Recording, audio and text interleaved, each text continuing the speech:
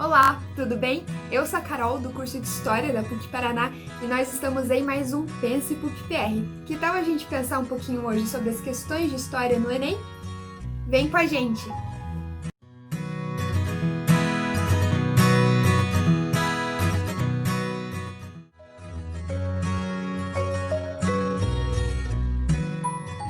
Você já deve ter visto em algum dos vídeos passados do Pense PUC-PR sobre a prova de Ciências Humanas e suas tecnologias que nós temos algumas habilidades e competências específicas para as questões de história do Enem. E tão importante quanto você saber o conteúdo que a prova pode te cobrar, como por exemplo, Guerra Fria, ou Revolução Industrial, ou Era Vargas, que o Enem gosta bastante, tão importante quanto você saber isso, é você saber a forma como esse conteúdo pode aparecer nas suas questões, o modo como a prova pode te cobrar esse conteúdo. E é por isso que eu trouxe aqui duas questões que contemplam algumas habilidades importantes para a gente dar uma olhada e resolver. Bom, inicialmente eu coloquei essas duas questões lado a lado, mas elas não têm nada a ver uma com a outra, inclusive são de provas diferentes, como vocês podem ver aí em cima. E, na verdade, eu coloquei elas assim para a gente lembrar que quando a gente pensa na prova de história ou em ciências humanas como um todo, sempre vem na nossa mente que tem muito texto, ou que o enunciado é muito longo, ou que é muito cansativo. E realmente, tem muito texto, os enunciados são longos e pode ser cansativo, mas quando a gente olha para a prova de história um pouquinho mais com cuidado, a gente percebe a variedade de gêneros textuais que são apresentados na prova como um todo. Ou seja, nós temos diferentes tipos de textos em diferentes questões de história. E saber relacionar o texto que a questão te apresenta ao que a questão te pede e lembrar das habilidades e competências do Enem pode te ajudar a resolver uma questão difícil que você não lembre do período histórico em específico ou que você tenha tido um branco bem na hora da prova. Vamos lá para a nossa primeira questão, vamos ver que tipo de texto que ela traz, o que o enunciado pede e como que a gente pode resolver.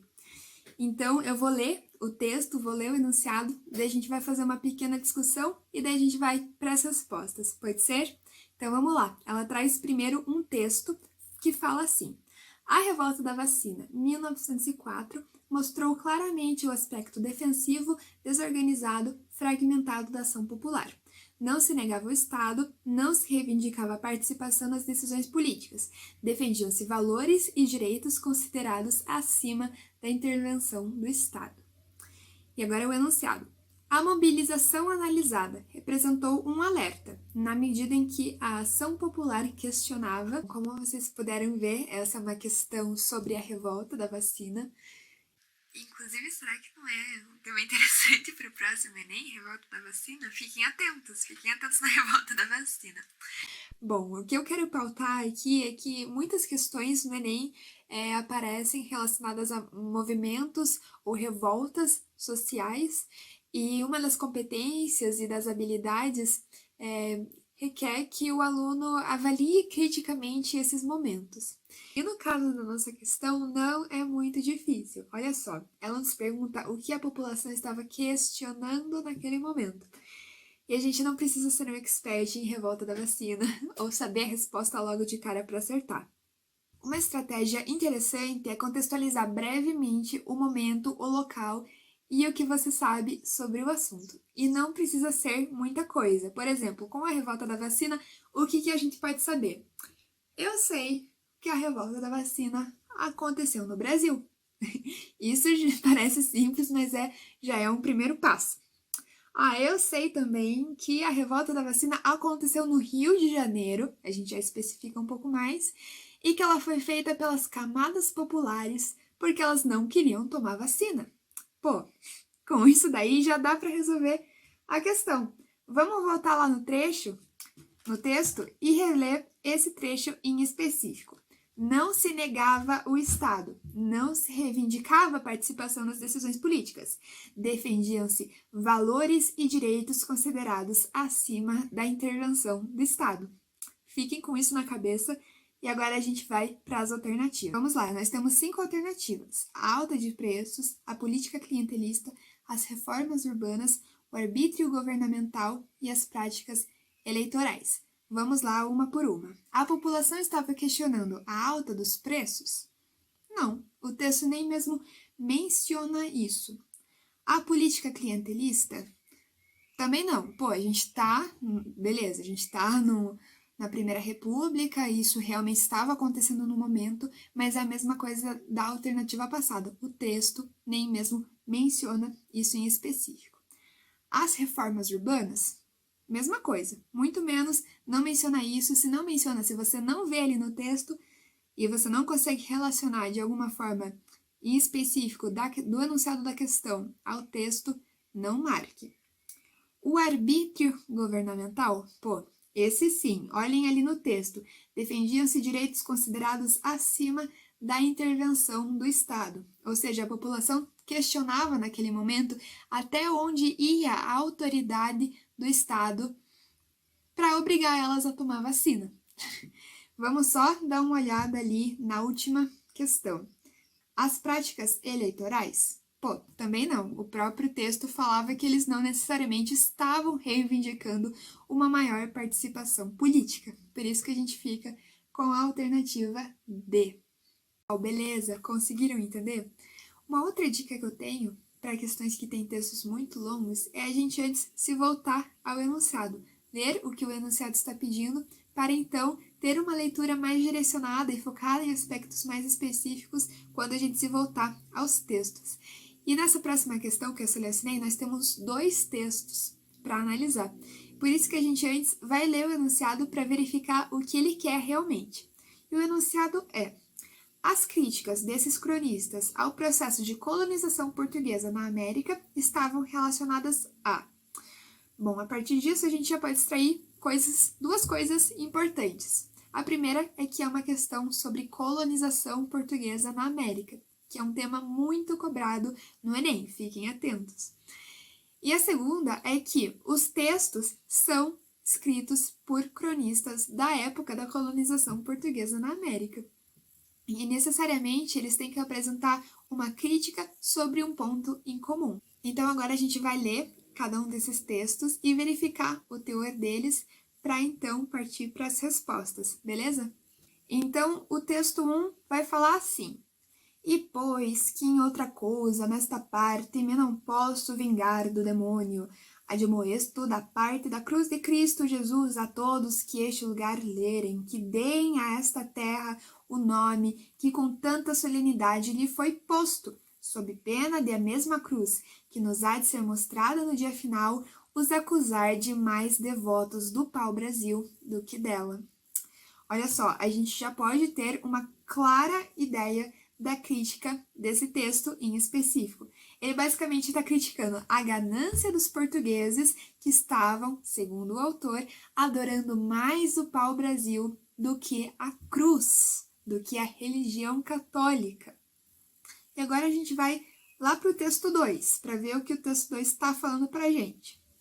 E deste modo se hão os povoadores, os quais, por mais arraigados que na terra estejam e mais ricos que sejam, tudo pretendem levar a Portugal. E se as fazendas e bens que possuem souberem falar, também lhes houveram de ensinar a dizer como os papagaios, aos quais a primeira coisa que ensinam é papagaio real para Portugal, porque tudo querem para lá.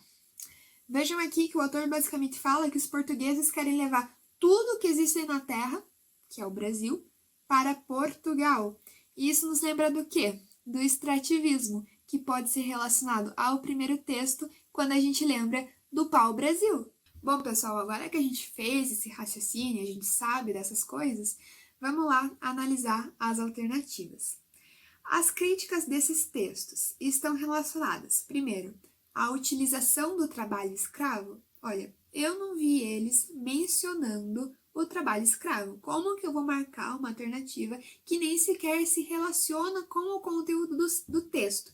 A gente volta lá para a primeira questão que a gente resolveu, que tudo bem, beleza, é uma característica, é um fator do período, mas não necessariamente o texto está falando sobre isso e nem a questão pedindo para a gente saber dessa coisa em específico.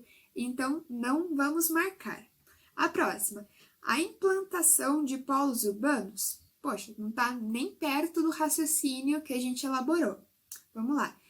devastação de áreas naturais. Ó, essa é perigosa. Eles falam sobre a extração do pau-brasil, né, que é uma questão ambiental, mas eles não estão necessariamente preocupados com isso. A preocupação deles não é tanto ecológica, não é tanto ambiental, é antes religiosa. Vejam que os textos têm um viés muito mais religioso, né? O primeiro texto fala que os portugueses estão adorando mais o pau-brasil do que a religião católica. Não necessariamente ele está preocupado com a devastação do pau-brasil.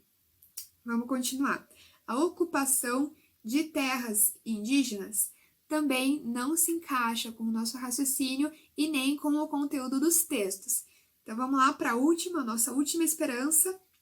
A expropriação de riquezas locais? Pô, aí sim, ambos os textos mencionam e estão falando sobre as riquezas locais e sobre como os portugueses enriqueciam, pegavam tudo ali que podiam na terra e levavam a Portugal, e como que isso estava se misturando, né, com a religião e tudo mais. A gente vê ali no primeiro texto, que fala sobre o pau-brasil, no segundo texto, que fala sobre como os portugueses levavam tudo que eles tinham para Portugal. Beleza? Então, é isso. Viram como pode ser fácil? Bom, pessoal, essas foram as questões que eu selecionei pra gente hoje. E, na verdade, eu quero fazer mais um comentário aqui. Será que vocês conseguem perceber a diferença do gênero textual do texto apresentado nessa questão que a gente acabou de resolver em comparação com o texto que a gente viu lá na primeira questão?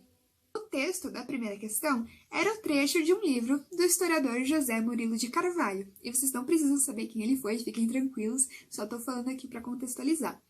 No texto eram apresentadas algumas características gerais da revolta da vacina. E o José Murilo de Carvalho, entendam isso, ele não participou da revolta da vacina. Ele nasceu décadas depois, estudou, pesquisou e publicou o livro dele, beleza? Então, a gente emprega aquele trecho na nossa questão do Enem como uma base ali para saber o que foi o movimento, como que ele aconteceu, coisas gerais, beleza? E por que isso não acontece na nossa segunda questão? A segunda questão apresenta para a gente 2 trechos escritos por cronistas na época da colonização portuguesa na América, ou seja, eles estão participando dos próprios eventos que narram.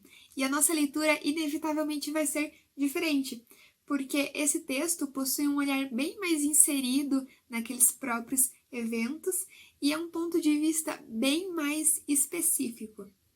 Nesse tipo de questão, muitas vezes a gente vai ter que lembrar um pouquinho mais do contexto histórico, porque não necessariamente ele vai ser dado de forma fácil ou clara, e, é claro, aplicar esses nossos conhecimentos já prévios ao que apresenta o texto e ao que pede a questão, para então a gente conseguir responder de forma adequada, beleza?